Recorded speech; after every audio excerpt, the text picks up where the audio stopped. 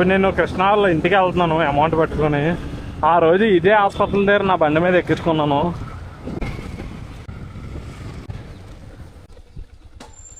Pulsar bike అమ్మేసి ఆ cash పట్టుకొని కృష్ణబాబు ఇంటికి వచ్చాను. చూద్దాం పేరెంట్స్కి ఎలా రియాక్ట్ అవుతారు రేటో.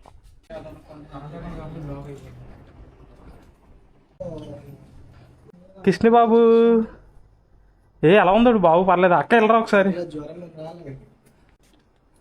అక్క వెళ్ళరండి ఇద్దరు. నా పల్సర్ బండి ఉండేది కదా, అది ఈరోజు పర్లేదు ఈరోజు అమ్మేసాను. మొత్తం 1,30,000 వచ్చాయి. లేదు ఒకసారి వింటారా? నా సొంత తమ్ముళ్ళు అనుకొని నువ్వు తీసుకుంటావు తీసుకోవా? లేదు ఇగో తీసుకోండి. రండి బా మరి. లేదు రండి. ఎంత ఇష్టపడి వస్తున్నాను తీసుకోండి. ఎంతైనా బాబు గురించే కదా. పర్వాలేదు, నాకు ప్లాటినా బండి ఉంది. నాకు అలా ఏం లేదు. నేను ఇప్పుడు వచ్చి బాబు కంటే నేను ఏం చేయలేదు. అదే నేను చాలా రోజులు బాధపడుతున్నాను. అదే పర్వాలేదులేండి తీసుకోండి. అలా కాదు తీసుకోండి అక్క. సొంత తమ్ముడు అనుకో పర్వాలేదు. ఇప్పుడు ఏం లేదు.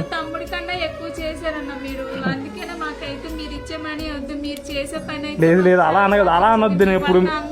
నేను ఇప్పుడు మీకంటే నేను ఏమీ చేయలేదు. వీడియోలు చేసిన తప్పితే నా సొంత ప్రయత్నం ఇప్పటి వరకు ఏమీ చేయలేదు. మీరు ఏమన్నా పర్వాలేదు. దేవుళ్ళగా వచ్చి మాకు చేశారు. అలా ఏం లేదు, అంత దేవుడిది అంతే. ఇగో తీసుకోండి. కొద్దిగా నన్ను నీ సొంత తమ్ముడు అనుకొని ఈ డబ్బులు తీసుకోండి. బాబు రండి తీసుకోండి రండి. వద్దు అలా అనొద్దు. ఎందుకంటే మన బాబు ప్రాణం ఇంపార్టెంట్.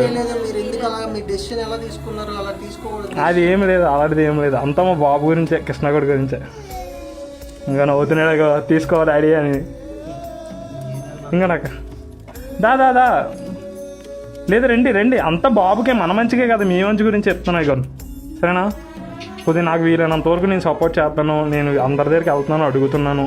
ఇది నా పల్సర్ 150 అమ్మేసి 1,30,000 చూసుకోబావా? పర్లేదు. నా దగ్గర నా ప్లాటినా బండి ఉంది కదా, దాని మీద నేను చేసుకుంటాను. ఎప్పటిలాగే నేను దాని మీద డ్యూటీ అది చేసుకోగలను. అది వద్దు లేక అలాంటి పని మీరేమనొద్దు. తీసుకోండి పర్వాలేదు. నా వంతు సాయం అనుకోండి. అది సరేనా? వెళ్తాను. తమ్ము బయటకు వచ్చి తీసుకో. బాయ్ బాబు. కూర్చో బాయ్. మళ్ళీ వస్తాను.